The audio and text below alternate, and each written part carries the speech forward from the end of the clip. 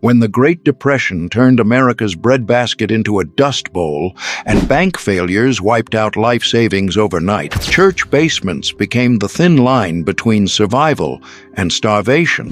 Has your family tried lamb stew lately? Make plenty because it's good as a leftover dish too. These weren't charity handouts.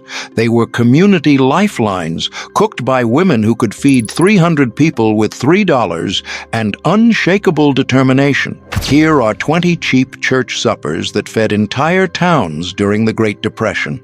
Let's preserve what they knew before it vanishes forever. When everyone brought nothing, stone soup wasn't just a fairy tale in Depression-era church basements. It was a survival strategy disguised as community potluck. The concept was brilliant in its simplicity. Everyone brings whatever they have, no matter how small, and together we make a meal. The name came from the old folk story where travelers made soup from a stone, convincing villagers to contribute vegetables one by one until a feast emerged. In 1932, when families had almost nothing to contribute, churches adopted this model literally. A woman would bring 2 potatoes, another would bring a handful of beans, someone else would contribute an onion or a piece of salt pork. Individually, these ingredients were inadequate. Combined, they became soup. Church women would arrive early on supper night, carrying their meager contributions in baskets or wrapped in cloth. There was no judgment about the size of contributions. A single carrot was welcomed as enthusiastically as a pound of beans. The unspoken rule was simple: bring what you can, take what you need. The massive cast-iron pots would be filled with water drawn from the church well and set over wood fires in the church basement. As women arrived with their contributions, everything would go into the pot. Potatoes would be peeled and cubed, beans would be added by the handful, onions would be chopped and thrown in. A ham bone, if someone had saved one, would be added for flavor. The soup would simmer for hours, filling the church basement with a smell that drew people from blocks away. That aroma was hope made tangible. It meant food was coming, that someone cared, that the community hadn't given up. By evening, when families arrived for supper, the soup would be thick with vegetables and beans, flavored by whatever meat scraps had been contributed. It wasn't gourmet, it wasn't even particularly good, but it was hot, filling, and made with ingredients that individually would have fed no one, but collectively fed everyone. The serving was carefully managed. Each person got 1 bowl, not 2, not 3, 1. If there were seconds available after everyone had been served once, people could return for more. But the first priority was ensuring everyone got something. Children would be served first, then elderly people, then women, then men. This hierarchy wasn't accidental. The foundation that never failed. Great Northern beans became the backbone of Depression-era church suppers because they were cheap, filling, and could be stretched almost infinitely.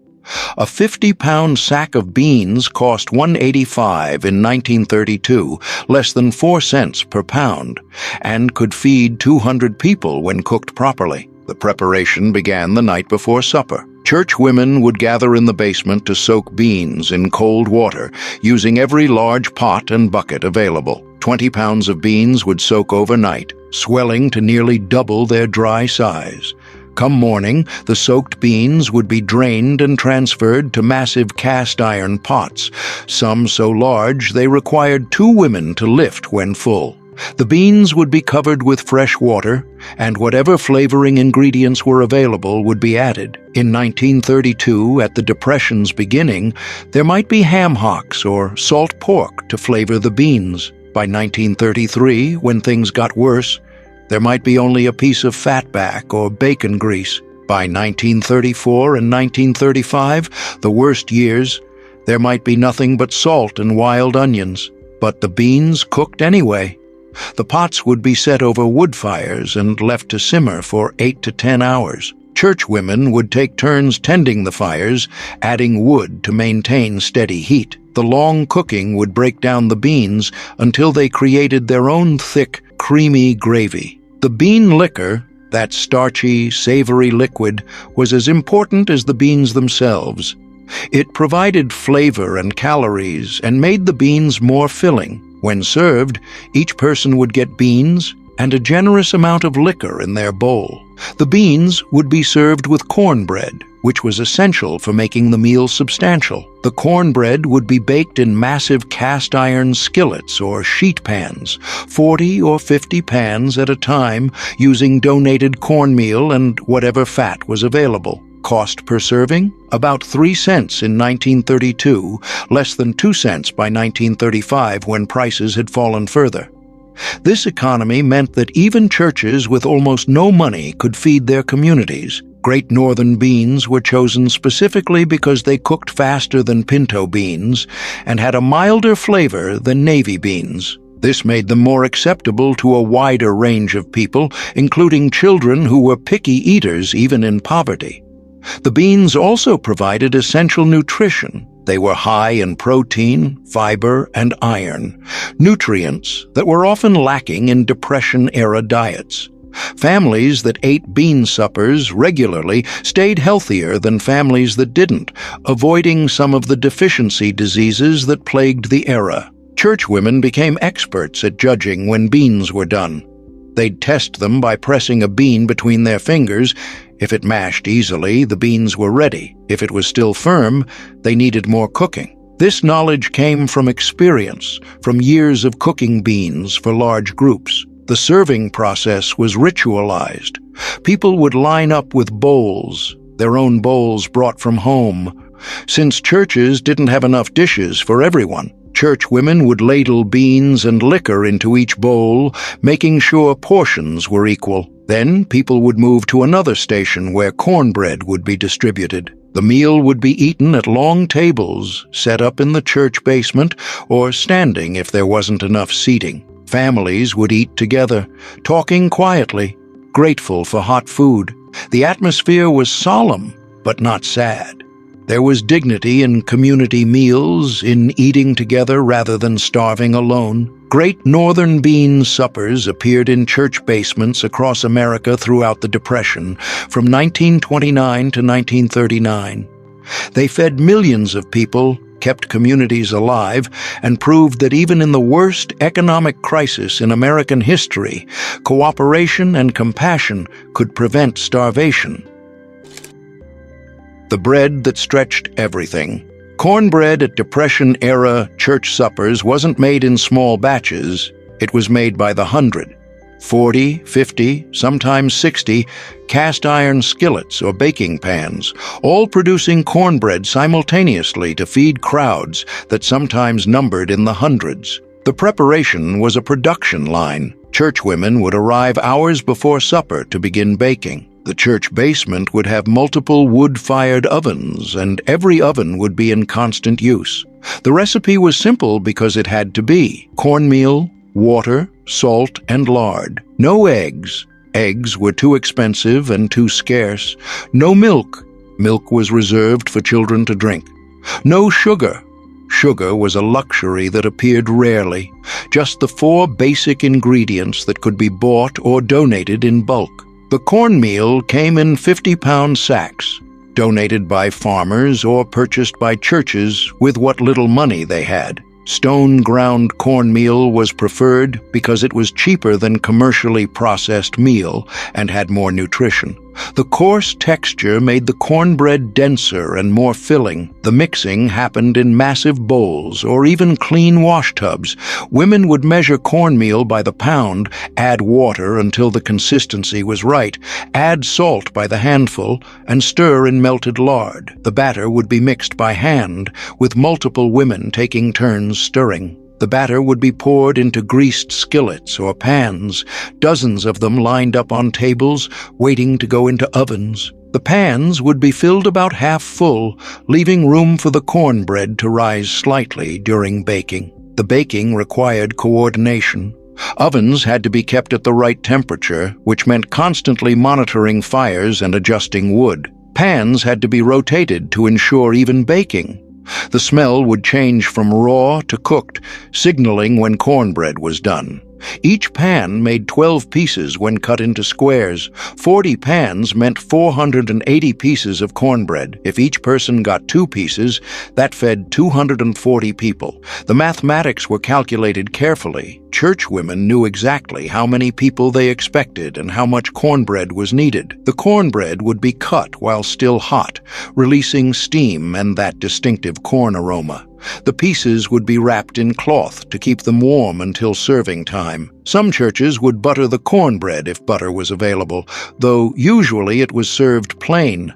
The cornbread was dense, coarse, and filling. It wasn't the sweet, cake-like cornbread that would appear in later decades.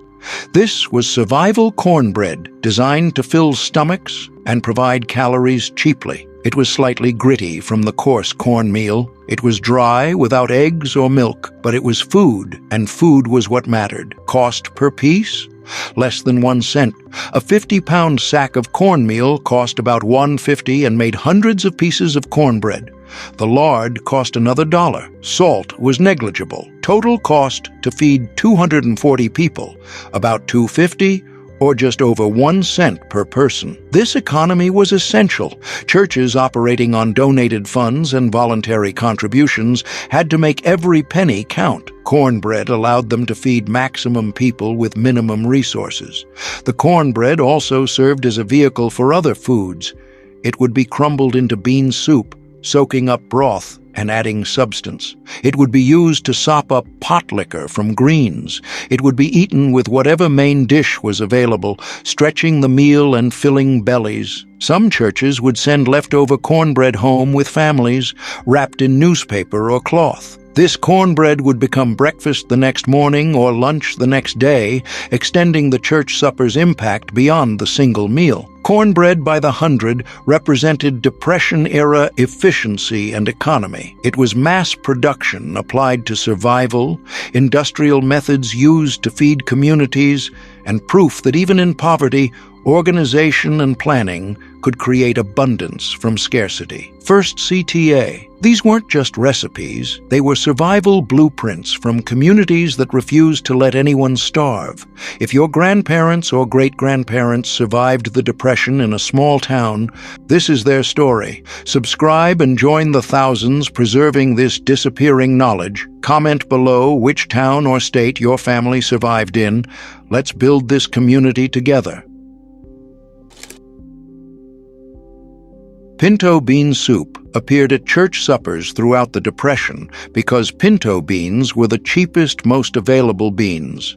They cost slightly less than Great Northern beans and were grown extensively in the South and Southwest, making them accessible even when supply chains were disrupted. The preparation was identical to other bean soups.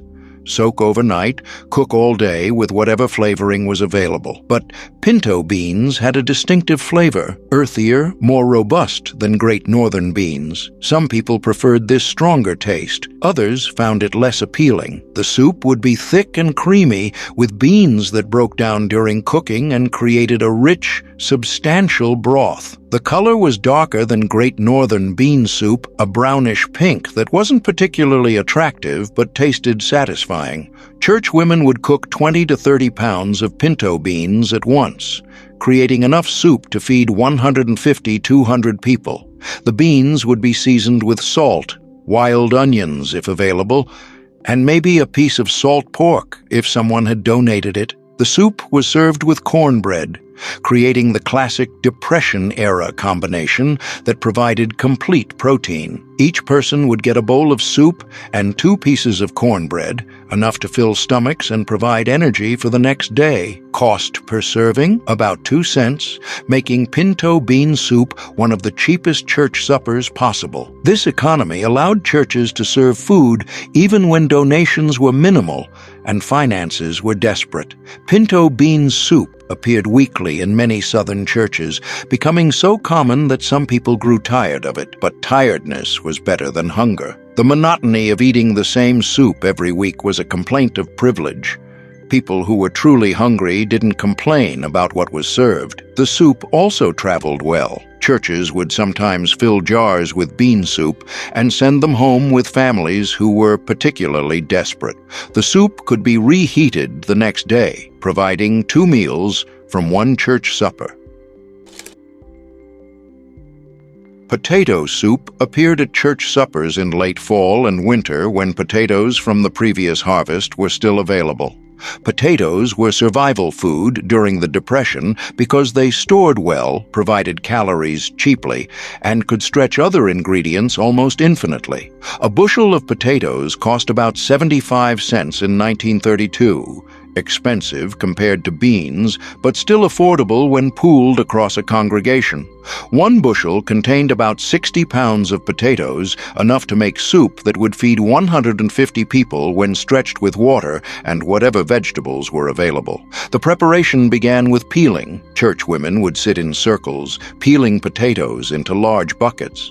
The peels weren't thrown away, they'd be saved for animal feed or, in desperate times, washed thoroughly and fried as a snack for children. The peeled potatoes would be cut into small cubes, small pieces cooked faster and stretched further. The cubes would go into massive pots with water, salt, and whatever else was available.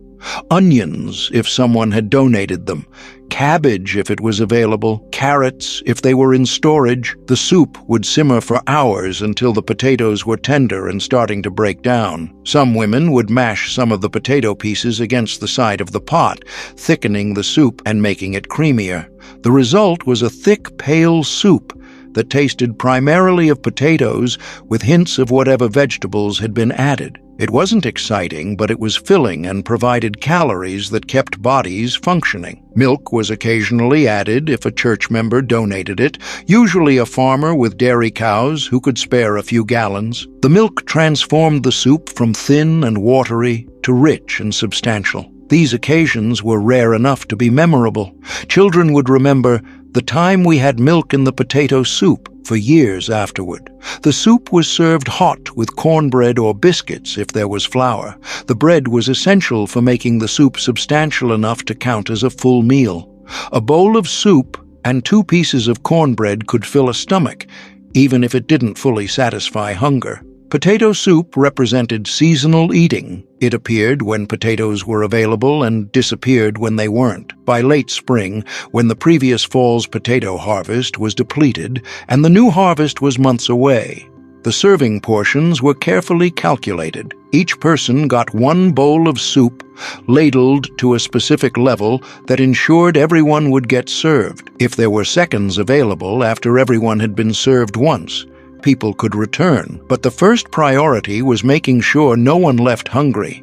Church women would monitor the soup pots carefully, estimating how many servings remained and how many people were still in line. Potato soup suppers cost about $2 to $3 to feed 150 people, or about 2 cents per person. This economy was achieved through donations, bulk purchasing, and the labor of women who worked for hours without pay to keep their communities alive.